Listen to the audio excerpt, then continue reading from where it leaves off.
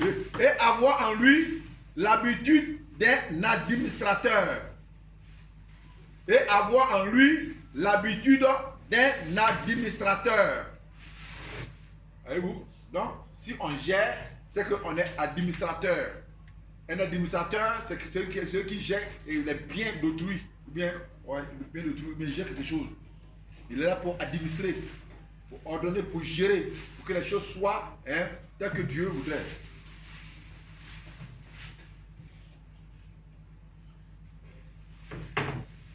Et avoir en lui l'habitude d'un administrateur honnête qui ne triche pas. Avoir l'attitude d'un administrateur honnête qui ne triche pas. Venir à l'église en retard, tu triches. Aller au travail en retard, tu triches. Aller à une cérémonie en retard, tu triches. Tout ce qu'on te dit, on organise d'autres courants, on te donne l'heure. Dès l'instant, tu vas après l'heure, tu as triché. Un tricheur ne peut pas être admis à son examen. On le fait sortir de la salle.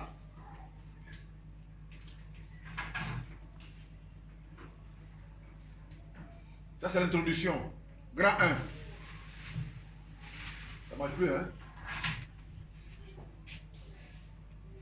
Grand 1. Comment gérer son temps?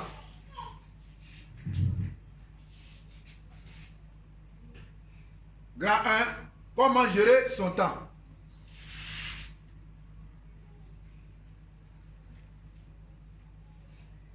Comment gérer son temps? On souligne.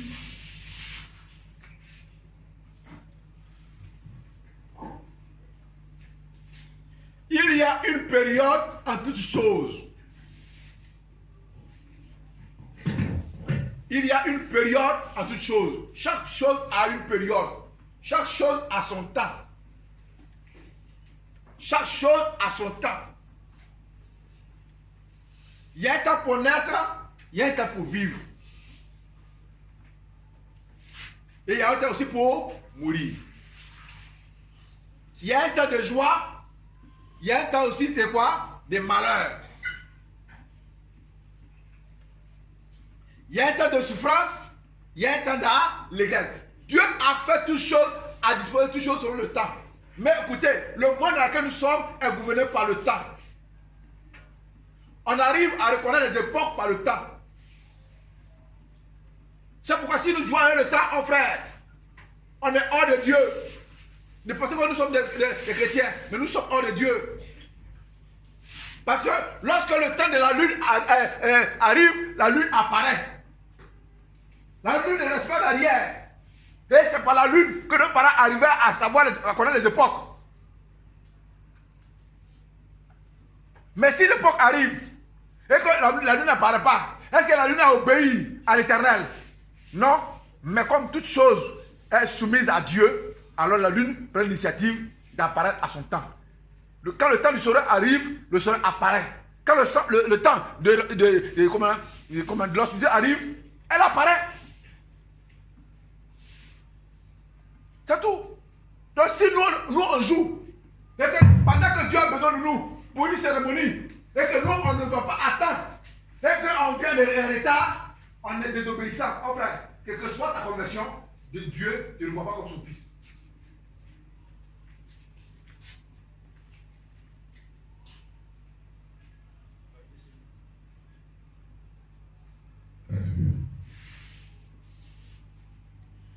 Donc il y a une période en toutes choses. C'est pourquoi le chrétien doit améliorer la situation de son temps. Il y a une période en toutes choses. C'est pourquoi le chrétien doit améliorer la situation de son temps. Oh frère, ne jouez pas avec le temps.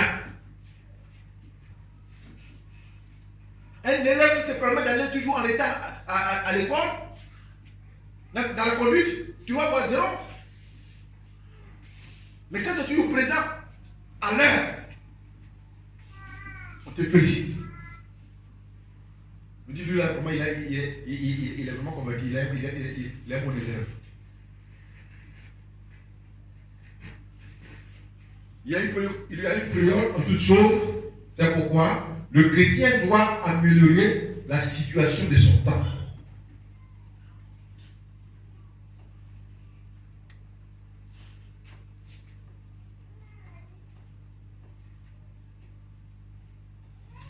C'est pourquoi le chrétien, pour mieux faire son travail et honorer Dieu, c'est pourquoi le chrétien, pour mieux faire son travail, pour honorer Dieu, doit observer un minimum de discipline. Un minimum de discipline, oui. On dit pas discipline, oui. Donc, il doit observer un minimum de discipline. C'est pourquoi le chrétien, pour mieux faire son travail,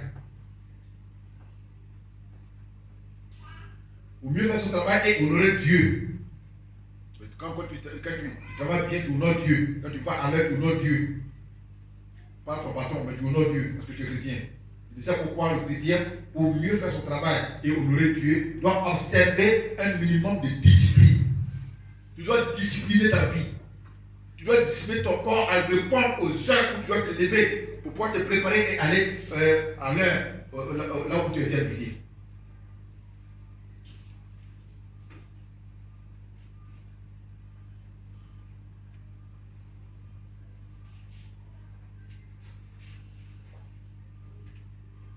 Vous êtes sur Ecclésiaste 3, verset 1. J'ai lu tout à l'heure. J'ai dit, il y a un temps pour toutes choses. Ecclésiaste 3, verset 1. Il y a un temps pour toutes choses. Donc, vous voulez lire? Non, on n'a pas le temps, on passe. Donc, chaque chrétien doit mieux travailler, faire ton travail. Parce qu'en fait, le travail que vous faites là, il y a des heures. Le travail là, c'est chronométré. Et le jour aussi est géré. Le jour est géré. On va reconnaître nos erreurs à travers cet enseignement. Nos erreurs devant Dieu. Beaucoup se plaignent. Des païens se plaignent contre nous. Et à cause de la plainte, on serait obligé d'aller les trouver en enfer. Parce qu'il y a quelque chose que tu devais faire pour que ces païens soient sauvés, tu n'as pas fait. Le temps que tu devais faire, tu n'as pas fait. Tu as laissé passer le temps. C'est pour la Bible que ce que ta vie trouve, fais-le. Ne le laisse pas demain. Tous ceux qui rejettent la demain là sont des voleurs. Ils sont des tricheurs.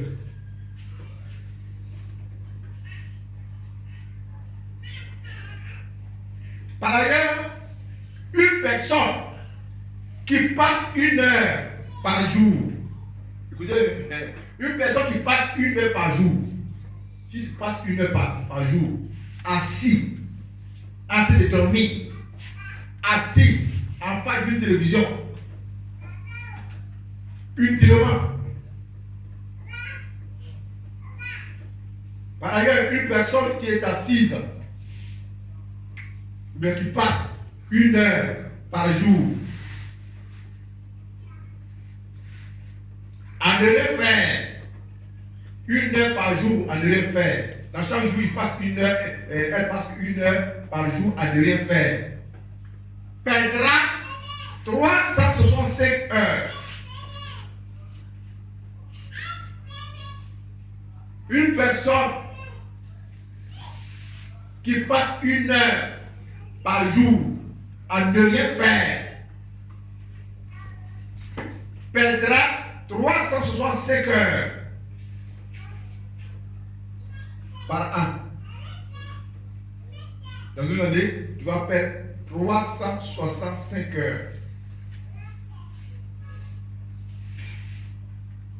Ce qui correspond à 15 jours d'inactivité. Ce qui répond, tu as passé 15 jours sans rien faire dans l'année. Il y a des gens qui passent au moins 3 heures de temps à ne rien faire. Donc il faut multiplier. Si 1 heure, tu gaspilles 15 jours dans l'année. Si tu t'assois, tu ne fais rien et puis tu passes ton temps pendant au moins 3 heures par jour dans la journée, dans la journée, multiplié par jour. Donc on multiplie, mais elle te fait 45. 47 jours dans l'année. Dieu va te juger. Dieu va te juger. Chaque fois, nos frères ghanéens, ils ne dorment pas. Il dit, oh frère, allez-y à Koumassi, allez-y à Takwadi, allez-y à Kra. Parce que je vous dis, et quand je dis, mon frère, d'abord congé, préparez-vous, moi je peux vous accompagner. Vous n'avez pas payé le trottoir. Et puis matin, on s'habille, puis on va se promener, puis on va se lever à 6h du matin, on va s'arrêter au bord de la route. Il y a 4h du matin, les Ghanéens sont déjà actifs, ils sont en train de travailler. Femmes ou garçons, chacun ça va se chercher. Personne ne reste à la maison. C'est le soir, quelqu'un vient, et puis ils font leur compte. Toi, tu as eu combien? Tu as eu combien? Parce que là-bas, tout coûte cher. Il faut travailler pour pouvoir bien manger. Gagner ne gaspille pas le temps. Et il travaille fort la semaine, parce que tu sais que le dimanche, il doit faire offrande. Je ne peux pas m'asseoir là quand les gens se lèvent, puis les gens dorment, et puis moi, je ne dors pas. Il faut que moi, je dise, non, il ne dort pas, il crie. Quand il gagne de le côté. Il y a des gens qui font des petites choses. Quand ils vont à l'église, on dit donnez, s'élève.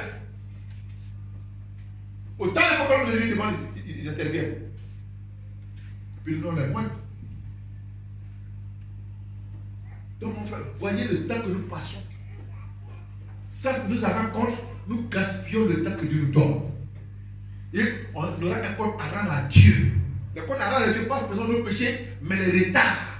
La non-gérance des potentialités que Dieu nous donne.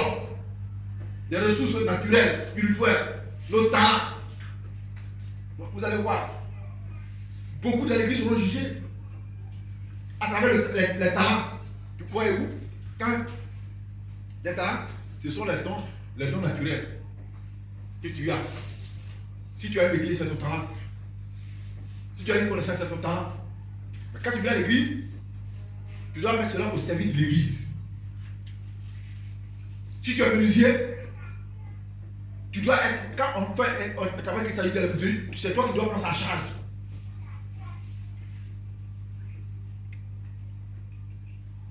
Si tu es mécanicien, s'il y a quelque chose par exemple, c'est toi qui dois prendre la charge. Si tu ne le fais pas devant Dieu, tu es coupable.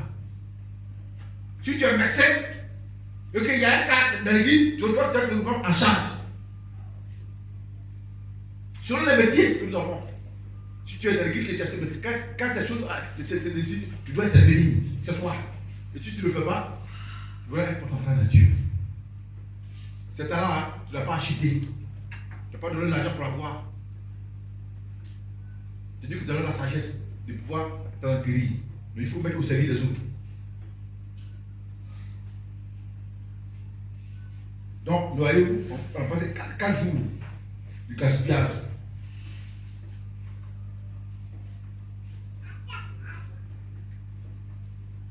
Par la bouche de Paul, Dieu a dit aux Éphésiens, par la bouche de Paul, Dieu a dit aux Éphésiens, il dit rachetez le temps. Par la bouche de l'apôtre Paul, Dieu a dit aux Éphésiens, rachetez le temps.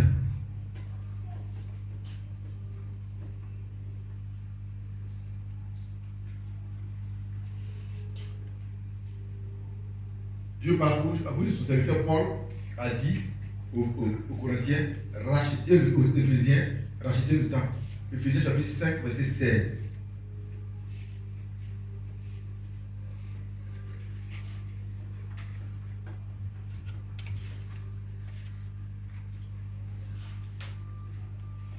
Nous devons racheter le temps.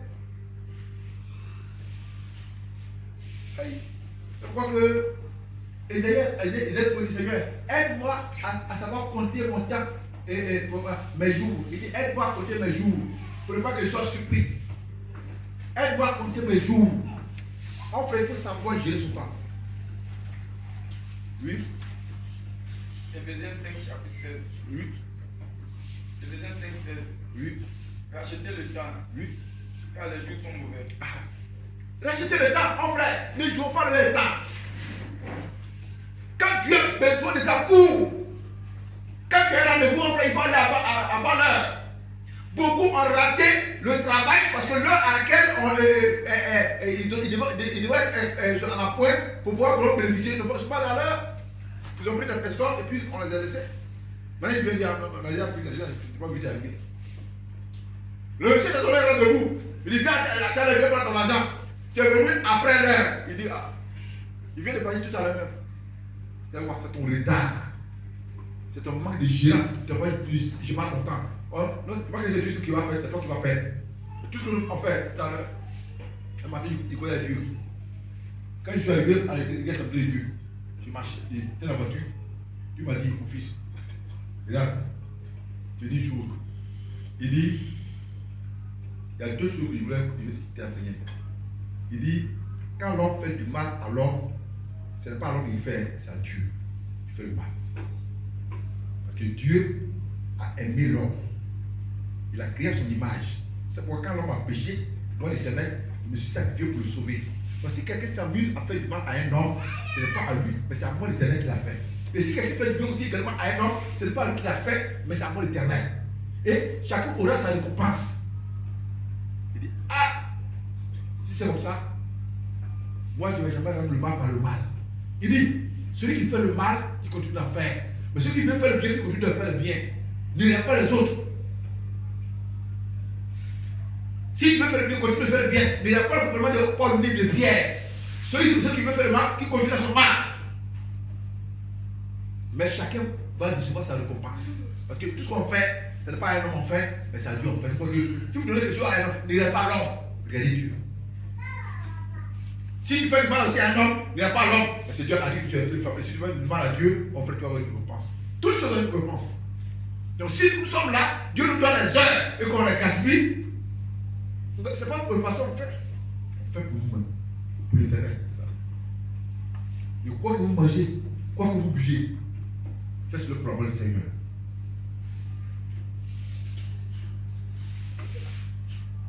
Mon frère, si on sait ces choses, on ne va plus s'asseoir parler de ta soeur, de ton frère. Tu ne vas plus t'asseoir parler de ta soeur, le dénigrer. Tu ne vas plus le faire. Si tu sais ces choses-là, tu ne vas plus t'aventurer.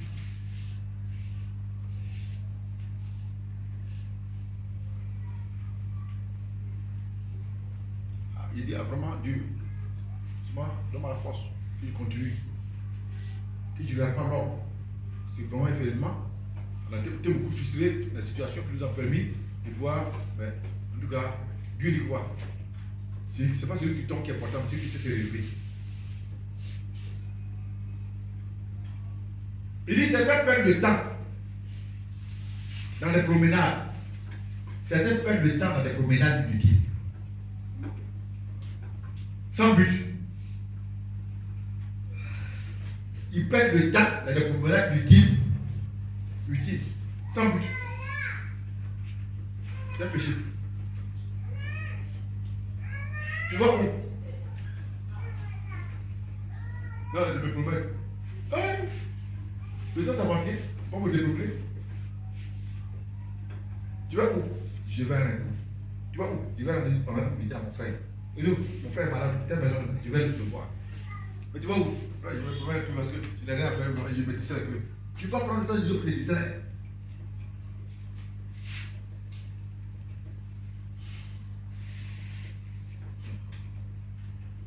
Certaines personnes, certains perdent le temps dans des promenades sans but, dans des conversations vides. En frère, évitez les conversations vides, les discussions vaines qui vont te prendre le temps. Tu parles à la personne qui ne comprend pas, on fait lève ton va. Il veut user ton temps, il veut gaspiller ton temps pour que Dieu te fasse contre toi.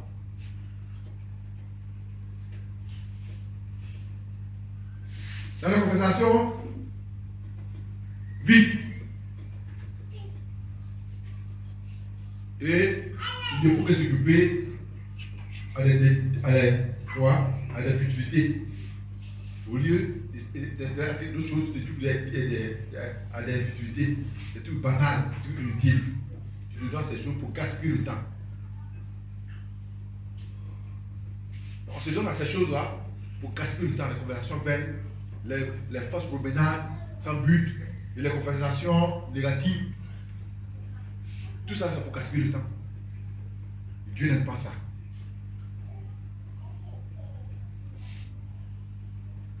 Sachons-le bien que chaque jour est un travail. Chaque jour est un travail. Sachez-le bien que chaque jour que Dieu nous donne, c'est un travail. C'est que tu travailles. Le jour que Dieu nous donne, c'est pour qu'on travaille.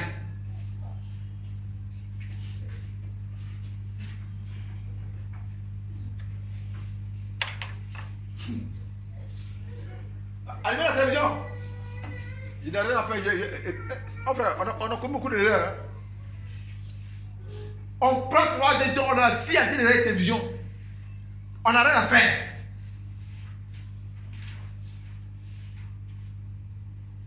La pauvreté est en Afrique. Parce que les Africains ne veulent pas travailler.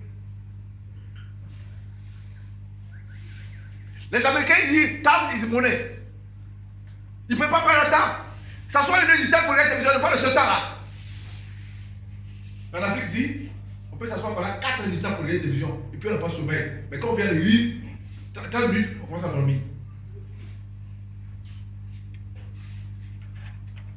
Temps is money. Le temps, c'est de l'argent. Donc il ne prend pas le temps de s'asseoir. Bonjour, ça va? Ok. Ça va? Bon, les nouvelles. Bon, monsieur, il y a des particuliers, j'ai dormi. Bon, ils n'ont pas le temps. Oui, absolument. Ok, oui, mais ça va. Vous êtes dépassé. Il y a chaud. Ça va travailler. Chaque jour que tu me donnes est consacré au travail. Oh frère, si tu tournes dans ta maison, tu ne fais rien, c'est un péché. Fais quelque chose de tes propres mains. Cherche-toi des choses à faire. Même le seul fait que tu sois assis en train de méditer, tu travailles. Tu travailles. Tu es intellectuel. Tu es à l'école. Au lieu d'asseoir les télévision, prends ton cahier, lis la Bible, commence à faire des enseignements. Prépare les enseignements. Nous, on a fait ça. On n'est pas pasteur, on est élève. Mais quand je lis la page de mon cahier, je fais enseignement. Tu n'as rien fait, prends ta Bible, il faut méditer. Mais tout ça en pratique, vous allez voir. Un lieu qui s'assoit devant la télévision, on fait pendant des heures, tu as gaspillé les heures de l'éternel. Et tu aurais un compte à rendre à Dieu par rapport à ces heures que tu as gaspillées. À la fin de ta vie, Dieu va sélectionner, Dieu va calculer tout. Toutes les heures que tu as perdu pendant que tu étais sur la terre. Il va te montrer que tu as gaspillé. C'est cas-là, tu partais au travail. Mais après ton travail, tu faisais quoi? Tu es télévision qui était devant toi. Et bon, il va lever deux ans ça. Non, envoyer TV85. Il a dit, puis là. Pourquoi il n'est pas touché? La plongée. Et puis là, il a pris le temps de Dieu. Alléluia. Frères et sœurs, changeons notre mentalité. On est des chrétiens, nous devons changer notre manière. Faisons ce que Dieu nous demande de faire.